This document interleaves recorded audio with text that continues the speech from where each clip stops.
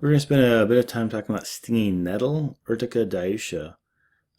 Urtica means, or comes from the root uro, meaning to burn. So the genus of this plant is literally to burn. And dioicia comes from dioecious, or male and female flowers occur on separate plants. And so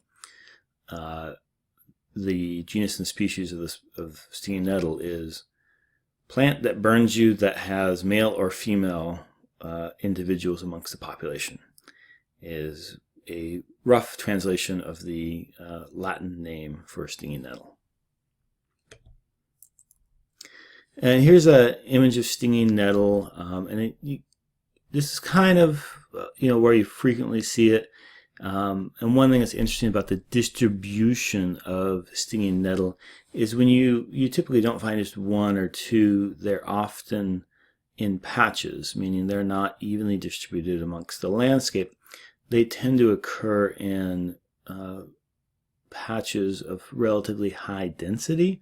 And this is because stinging nettle reproduces through a few different mechanisms, but one of the main ones is through rhizome propagation. And so through the roots, they grow out and sprout up new stinging nettle.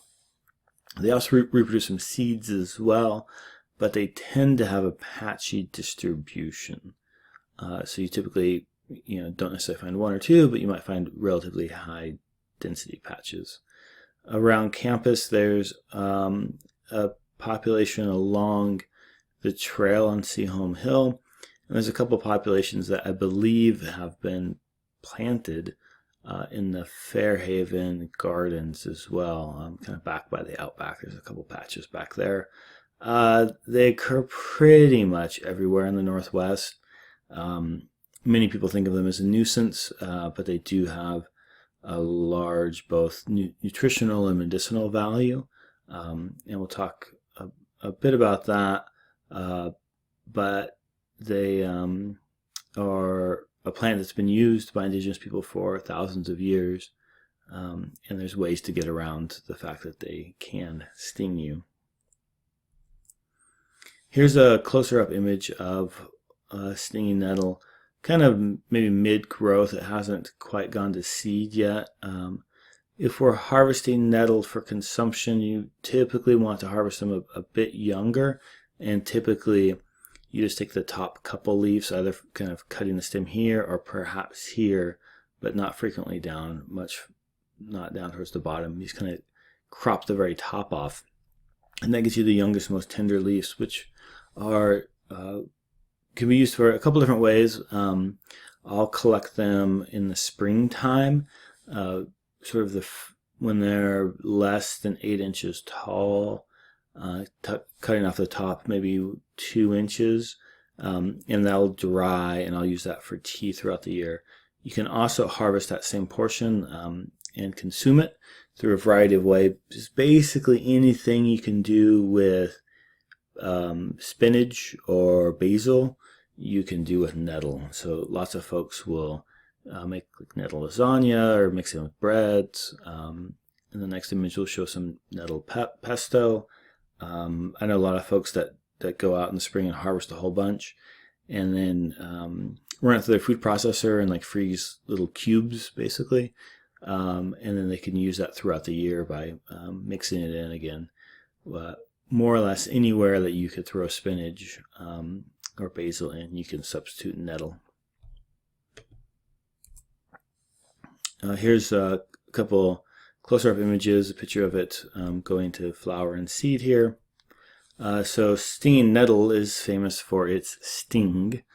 The stinging hairs, these hollow stinging hairs, are called trichomes. They're both on the leaves and on the stems. And they act like hypodermic needles injecting histamines and serotonins that cause that stinging sensation. And so people react differently to it, but it has these little needles, and that's what's injecting typically histamines, which cause a itching reaction, and some people could have a more severe reaction. And I talked briefly about its consumption, but we typically harvest nettle early in the year, just after it starts growing, when the leaves are kind of young and tender.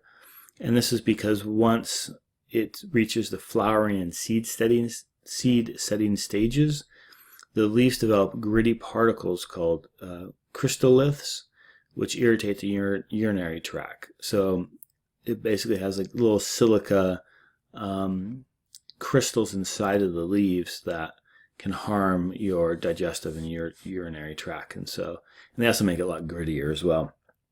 So we don't harvest nettle for consumption late in the year once it's gone to seed, but early in the spring, maybe through the end of April, maybe in May in the right areas, it's still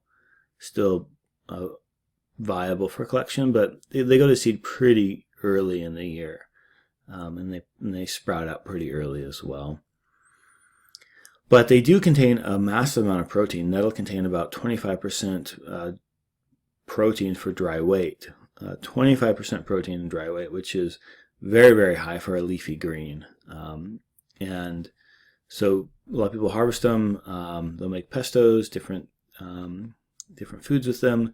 Here's an image of a commercially available organic nettle leaf tea.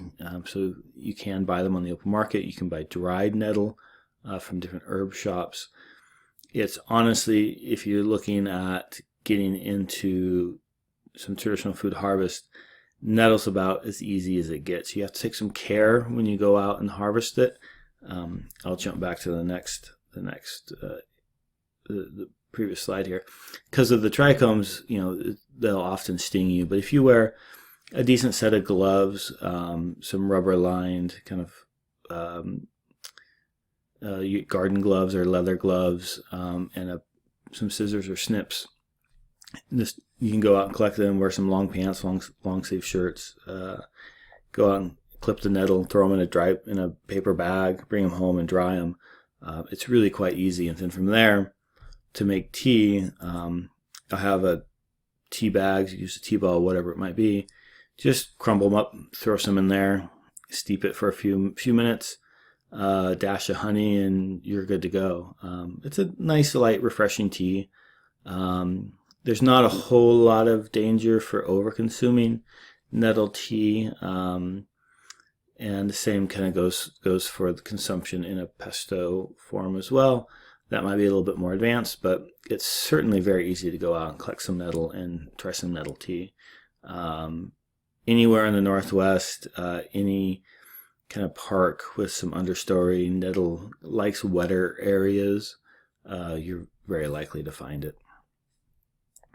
In fact, you can find nettle pretty much everywhere. Here's a distribution of nettle from NRCS, from their plant database.